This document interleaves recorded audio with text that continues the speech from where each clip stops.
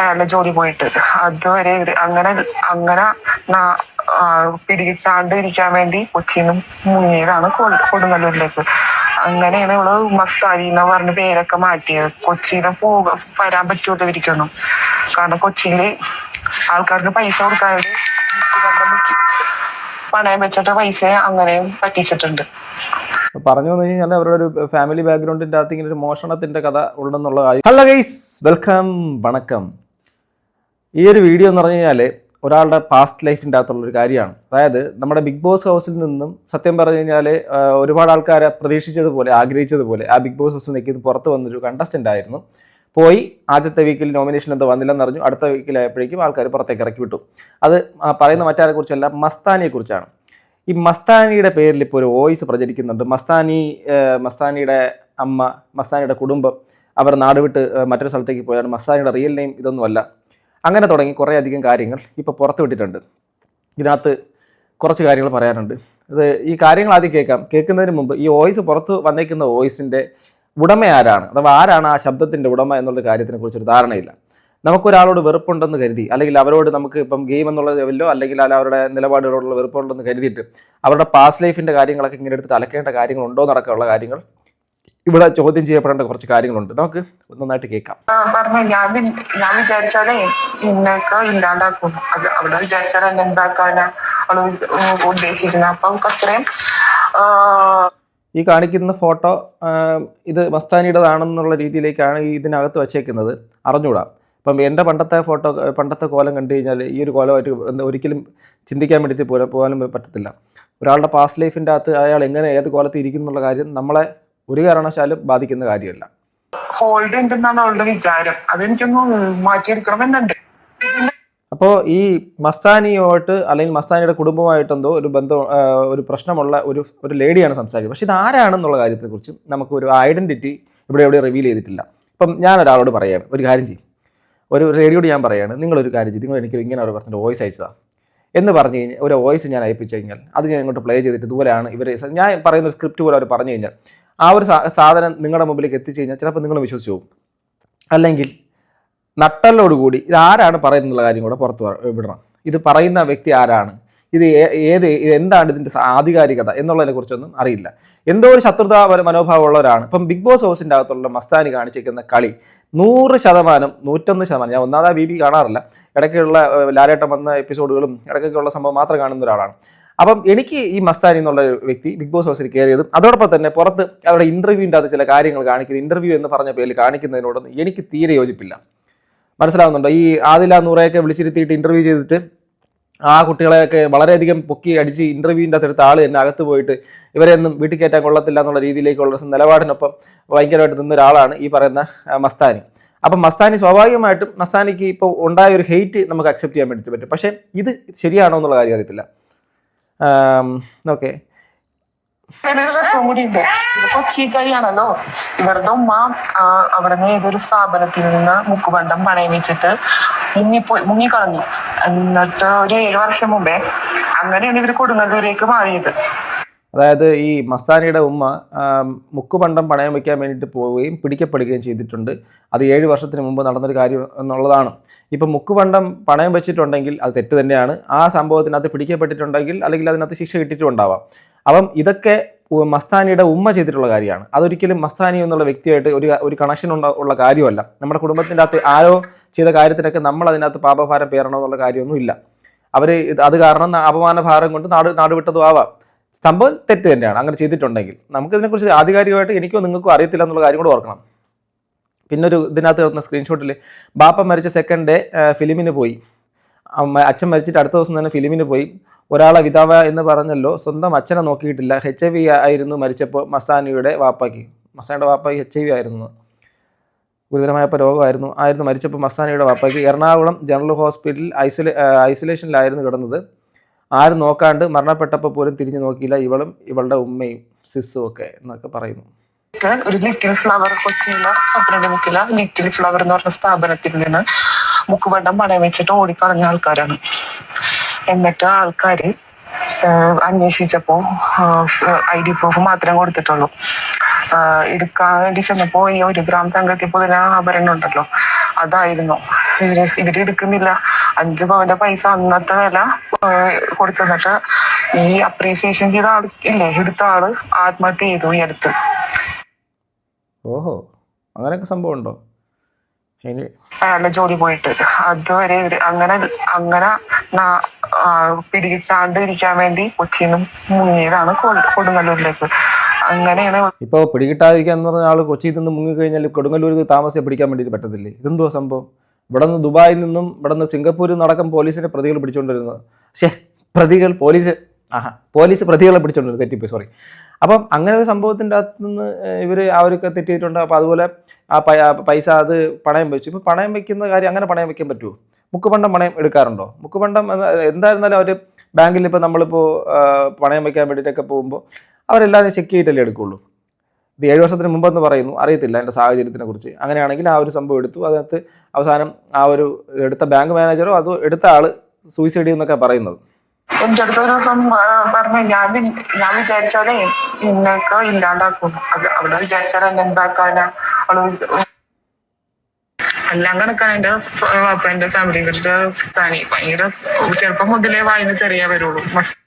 അങ്ങനെ പിടികിട്ടാണ്ട് ഇരിക്കാൻ വേണ്ടി കൊച്ചിയിൽ നിന്ന് മുങ്ങിയതാണ് കൊടുങ്ങല്ലൂരിലേക്ക്. അങ്ങനെയാണ് ഇവള് മസ്താനി എന്ന് പറഞ്ഞ പേരൊക്കെ മാറ്റിയത്. കൊച്ചിയിലെ വരാൻ പറ്റൂല ഇരിക്കുന്നു. കാരണം കൊച്ചിയില് ആൾക്കാർക്ക് പൈസ കൊടുക്കാതെ പണയം വെച്ചിട്ട് പൈസ അങ്ങനെയും പറ്റിച്ചിട്ടുണ്ട്. മാറിയത് മുക്കുപണ്ടം വെച്ചിട്ട് ഒരു ലിറ്റിൽ ഫ്ലവർ, കൊച്ചിയിലെ 12 ലിറ്റിൽ ഫ്ലവർ എന്ന് പറഞ്ഞ സ്ഥാപനത്തിൽ നിന്ന് മുക്കുപണ്ടം പണയം വെച്ചിട്ട് ഓടിക്കളഞ്ഞ ആൾക്കാരാണ്. എന്നിട്ട് ആൾക്കാര് അന്വേഷിച്ചപ്പോ ID പ്രൂഫ് മാത്രമേ കൊടുത്തിട്ടുള്ളൂ. എടുക്കാൻ വേണ്ടി ചെന്നപ്പോ ഈ 1 ഗ്രാം തങ്കത്തിൽ പൊതിന ആഭരണം ഉണ്ടല്ലോ, അതായിരുന്നു. ഇവര് എടുക്കുന്നില്ല. 5 പവന്റെ പൈസ അന്നത്തെ വില കൊടുത്തിട്ട് ഈ അപ്രീസിയേഷൻ ചെയ്ത ആൾ ഇല്ലേ, എടുത്ത ആള് ആത്മഹത്യ ചെയ്തു ഈ അടുത്ത്. അയാളുടെ ജോലി പോയിട്ട് അതുവരെ അങ്ങനെ അങ്ങനെ പിടികിട്ടാണ്ട് ഇരിക്കാൻ വേണ്ടി കൊച്ചിയിൽ നിന്ന് മുങ്ങിയതാണ് കൊടുങ്ങല്ലൂരിലേക്ക്. അങ്ങനെയാണ് ഇവള് മസ്താനി എന്ന് പറഞ്ഞ പേരൊക്കെ മാറ്റിയത്. കൊച്ചിയിലെ വരാൻ പറ്റൂല ഇരിക്കുന്നു. കാരണം കൊച്ചിയില് ആൾക്കാർക്ക് പൈസ കൊടുക്കാതെ പണയം വെച്ചിട്ട് പൈസ അങ്ങനെയും പറ്റിച്ചിട്ടുണ്ട്. പറഞ്ഞു വന്നു കഴിഞ്ഞാൽ അവരുടെ ഒരു ഫാമിലി ബാക്ക്ഗ്രൗണ്ടിൻ്റെ അകത്ത് ഇങ്ങനെ ഒരു മോഷണത്തിൻ്റെ കഥ ഉണ്ടെന്നുള്ള കാര്യമാണ്. അത് അവരുടെ പാസ്റ്റാണ്. ഓക്കെ, അത് ശ്രദ്ധിക്കേണ്ട ഒരു കാര്യമാണ്. അത് പാസ്റ്റാണ്. നാട് വിട്ട് പോയതിനു ശേഷം ഈ നാട്ടിലേക്ക് വരാൻ വേണ്ടിയിട്ട് പറ്റാത്തതുകൊണ്ട് പിന്നീട് ഒരു റിയൽ നെയിം മാറ്റിയിട്ടാണ് മസ്താനി എന്നുള്ള പേരിലേക്ക് അറിയപ്പെടുന്നത്. ഒരാളുടെ റിയൽ നെയിം, ഒരു ഒഫീഷ്യൽ നെയിം പബ്ലിക്കിൻ്റെ മുമ്പിലേക്ക് എത്തിക്കണമെന്ന് യാതൊരു നിർബന്ധമില്ല. പബ്ലിക്കിൻ്റെ മുമ്പിലേക്ക് അത് പറഞ്ഞുകൊണ്ട് നിൽക്കണമെന്ന് യാതൊരു വിളിക്കുന്നത് അല്ലേ? സോ അവർക്കൊരു പേര് സ്വീകരിക്കുന്നതിന് തെറ്റൊന്നുമില്ല. അത് ഗസറ്റിൽ മാറ്റിയിട്ടുണ്ടോ ഇല്ലയോ എന്നുള്ളത് നമുക്ക് അറിയത്തില്ല. അങ്ങനെയും പറ്റിച്ചിട്ടുണ്ട്. അതുകൊണ്ടാണ് അമ്മേന്നും ഉമ്മേന്നും ഫീസ് എവിടെയും റിവീൽ ചെയ്യാത്തത്. ഇവരോടുള്ള ദേഷ്യം എന്ന് പറഞ്ഞത് എന്റെ ഉമ്മ എന്നുള്ളൊരു പാവം സ്ത്രീയാണ്. ഞങ്ങള് വാപ്പയും ഉമ്മയൊക്കെ ആയിട്ട് നല്ല രീതിയിൽ ജീവിച്ചിട്ടുണ്ടായിരുന്നു. ഇവർക്കൊരു അമ്മായിണ്ട്. എല്ലാം കണക്കാണ്. എന്റെ ഫാമിലികളുടെ തനി ഭയങ്കര ചെറുപ്പം മുതലേ വായിന്ന് തെറിയാ വരുള്ളൂ. മസ്താനിയുടെ ചെറുപ്പം മുതൽ എന്ന് പറഞ്ഞാൽ വളരെ ചെറുപ്പം മുതലേ തെറി പറയുന്ന ഒരാളും ഞാൻ എന്റെ ജീവിതത്തിൽ കണ്ടിട്ടുണ്ടെങ്കിൽ അവളായിരിക്കും. അൻവറാന്നാ പേര്. പിന്നീട് എന്റെ ഉമ്മാനെ കുറിച്ച് അവള് കുറെ അപവാദങ്ങൾ പറഞ്ഞുണ്ടാക്കിയിട്ടുണ്ട്. സഹിക്കാൻ പറ്റുന്ന ആ ഒരു ദേഷ്യം എനിക്ക്. ഒറിജിനൽ നെയിം അൻവറ സുൽത്താന എന്നുള്ളതാണ്. കൊച്ചിയിൽ MMO VHSS പഠിച്ചതാണ്. അപ്പോൾ അതിൻ്റെ ഫോട്ടോസൊക്കെ ഇട്ടിട്ടുണ്ട്. അതിനകത്ത് ഇതൊക്കെയാണ് പുള്ളിക്കാരത്തിന്. പക്ഷേ അത് പഴയ കാലത്തെ കോലോ ഇന്നത്തെ കോലോ ഒന്നും അതൊന്നും പഠിക്കുക. പണ്ടത്തെ സിനിമയിലകത്ത് വന്നിട്ടുള്ള നായികമാരുടെ പിന്നത്തെ രൂപം അതുപോലെയാണോ? അതൊന്നും വലിയ സംഭവമായിട്ട് ഞാൻ കാണുന്നൊന്നുമില്ല. പക്ഷേ ഇതിനകത്ത് ഒന്നുമേ കാണാനില്ല. കാരണം ഇതെല്ലാം അവരുടെ പാസ്റ്റാണ്. നിങ്ങളുടെയൊക്കെ പാസ്റ്റൊക്കെ പരിശോധിക്കാൻ വേണ്ടിയിട്ട് ഇപ്പോൾ എന്തെല്ലാം കാണും. ഒരാളോട് നമുക്ക് ബിഗ് ബോസ് ഹൗസിന്റെ അകത്തുള്ള അത് കഴിഞ്ഞിട്ട് ഇറങ്ങി എന്ന് പറഞ്ഞൊരു അപ്പൊ ഇതാണ് ഈ ഒരു സംഭവം പ്രചരിക്കപ്പെടുന്ന ആ ഒരു വോയിസ്. ആ വോയിസിൻ്റെ അകത്തുള്ള പ്രസക്തമായ ഭാഗങ്ങളാണ് നിങ്ങൾ കേട്ടത്. ഈ വോയിസ് പുറത്ത് വിട്ട വ്യക്തികൾ, ഇതിപ്പം അതിനകത്ത് പറയുന്ന ആ ഒരു വ്യക്തി തന്നെ പറയുന്നുണ്ട്, അവരുടെ ഉമ്മയെക്കുറിച്ചോ അവരെക്കുറിച്ചോ ഒക്കെ വളരെ മോശമായിട്ടൊക്കെ പ്രചരിപ്പിച്ചിട്ടുണ്ട്. സോ അടുത്തറിയുന്ന ആൾക്കാരാണ് ഇത് പ്രചരിപ്പിക്കുമ്പോഴേക്കും ഇത് പബ്ലിക്കിൻ്റെ മുമ്പിലേക്ക് ഇത് ഇടാനുള്ള റീസൺ എന്താ? മേ ബി ഈ സംഭവം നിലവിൽ വന്നേക്കുന്ന കുറേ അധികം കാര്യങ്ങൾ ഹെയ്റ്റ്, ഒന്ന് LGBTQ കമ്മ്യൂണിറ്റിക്ക് അഗെയിൻസ്റ്റ് ആയിട്ടാണ് മസ്താനി സംസാരിച്ചത് BB ഹൗസിൻ്റെ അകത്ത്. അതൊരു സംഭവം, ഒരു ഹെയ്റ്റ് നല്ല രീതിയിൽ വരും.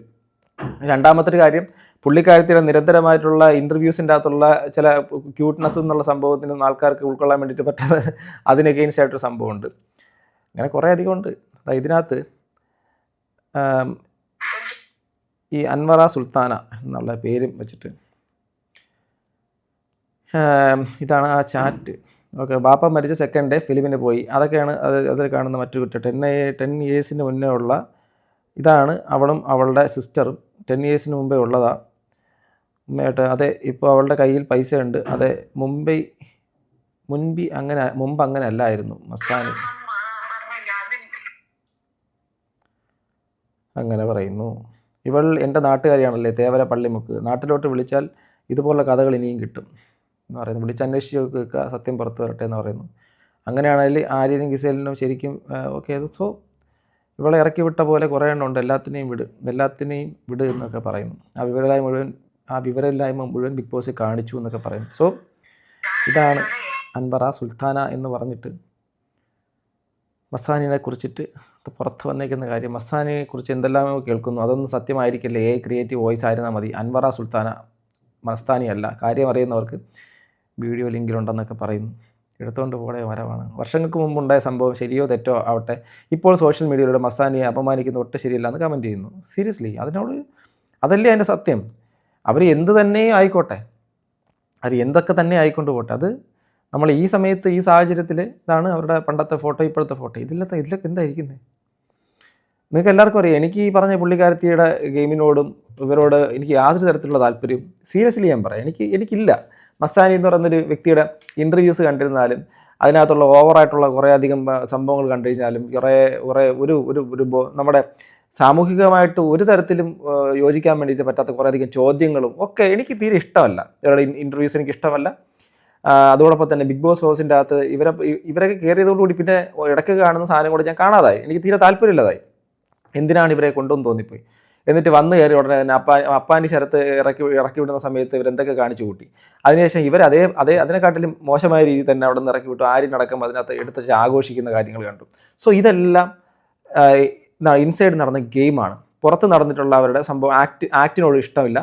അകത്ത് നടന്ന ബിഗ് ബോസ് ഹൗസിൻ്റെ അകത്ത് കയറിയ മസ്താനിയുടെ സംഭവത്തിനോട് ഇഷ്ടമല്ല. പക്ഷേ ഇതെല്ലാം ഒരാളുടെ പാസ്റ്റ് ലൈഫിലേക്ക് ചികഞ്ഞു കയറി അവരുടെ പാസ്റ്റ് ലൈഫിനെ പോസ്റ്റ്മോർട്ടം ചെയ്യുന്ന ഒരു കാര്യമായിട്ട് മാറുന്നത് അത് എത്രത്തോളം ആശാസ്യകരമാണ്, ഗുണകരമാണെന്നുള്ള കാര്യം എനിക്ക് യോജിക്കാൻ പറ്റത്തില്ല. അതൊന്നും ശരിയല്ലടേ. എന്തിനാണ് സംഭവം? ഈ കാണുന്ന നിങ്ങളുടെയോ എൻ്റെയൊക്കെ ലൈഫിൻ്റെ അകത്തൊക്കെ എന്തൊക്കെ നടന്നിട്ടുണ്ടാവും? നമ്മുടെ പാസ്റ്റാണ് അതൊക്കെ, കഴിഞ്ഞു പോയ കാലം. ആ കഴിഞ്ഞു പോയ കാലത്തിൻ്റെ അകത്ത് നല്ലതും മോശവും ചീത്തയും നല്ലതും ഒക്കെ നമുക്കുണ്ടാവും. ഇതെല്ലാം ഉണ്ടാവും. അതെല്ലാം കൂടി ചേർന്നാണ് ലൈഫ്. അതെല്ലാം കഴിഞ്ഞ് പിൽക്കാലത്ത് കുറച്ച് കാലം കഴിഞ്ഞ് വരുമ്പോൾ അവർക്കൊരു സുപ്രഭാതത്തിൽ ഹെയ്റ്റ് ഉണ്ടായി എന്നുള്ള ഒറ്റ കാരണം കൊണ്ട് അവരുടെ പാസ്റ്റ് ലൈഫിൻ്റെ അകത്ത് ഇങ്ങനെയൊക്കെ ഉണ്ടായെന്നൊക്കെ പറഞ്ഞ് ഇപ്പോൾ പുറത്ത് വിടുന്നതും അതും ശബ്ദം എന്നുള്ള സംഭവം ആരാണ്? അതൊന്നും ഇല്ലാതെ പുറത്ത് വരുന്ന സംഭവങ്ങളൊക്കെ മനഃപൂർവ്വമായിട്ട് ടാർഗറ്റ് ചെയ്യുന്നത് പോലെയൊക്കെയുള്ളൊരു സംഭവമാണ്. എനിക്ക് ഈ മസ്താനി അടുത്ത് ഒരു കണക്ഷനും അവരെ ഈവൻ ഇൻസ്റ്റാഗ്രാമിൽ ഫോളോ പോലും ചെയ്യുന്നില്ല. അവരുടെ റീലെങ്ങാനും കണ്ടു കഴിഞ്ഞാൽ ഇങ്ങനൊരു ക്ലിക്കാണ്. എനിക്ക് തീരെ താല്പര്യമില്ല. അത് കാണുന്നത് തന്നെ ബുദ്ധിമുട്ടാണ്. എങ്കിലും ഈ ഒരു വിഷയത്തിനോട് എനിക്ക് വ്യക്തിപരമായിട്ട് യോജിക്കാൻ പറ്റത്തില്ല. നിങ്ങളുടെ അഭിപ്രായം നിങ്ങൾക്ക് കമൻറ്റ് ചെയ്യാം. എന്താണ് അൻവറ സുൽത്താന എന്നുള്ള റിയൽ നെയിമിൽ നിന്ന് മാറിയ മസ്താനി എന്ന പേരിലേക്ക് സ്വീകരിച്ചത് തെറ്റാണോ? അവരുടെ അമ്മ പണ്ടെങ്ങോ ഇവിടെ കൊച്ചിയിൽ വെച്ചിട്ട് മറ്റേ ഗോൾഡ് ഇപ്പോൾ മുക്കുപണ്ടം പണയം വയ്ക്കാൻ വേണ്ടി ശ്രമിച്ചു. അതിൻ്റെ പേരിൽ പിടിക്കപ്പെട്ടത് അവരുടെ അമ്മയാണ്. അതിന് നമ്മൾ ഈ കുട്ടിയെ കുറ്റപ്പെടുത്തേണ്ട കാര്യമുണ്ടോ എന്ന് അടക്കമുള്ള കുറേ അധികം ചോദ്യങ്ങളുണ്ട്. ഇതിനൊക്കെ നിങ്ങളുടെ അഭിപ്രായം എന്താണ്? തീർച്ചയായിട്ടും താഴെ കമൻറ്റ് ബോക്സിൽ രേഖപ്പെടുത്താം. അടുത്തൊരു വീഡിയോ വീണ്ടും കാണുന്നത് ഗൈസ്. ബൈ.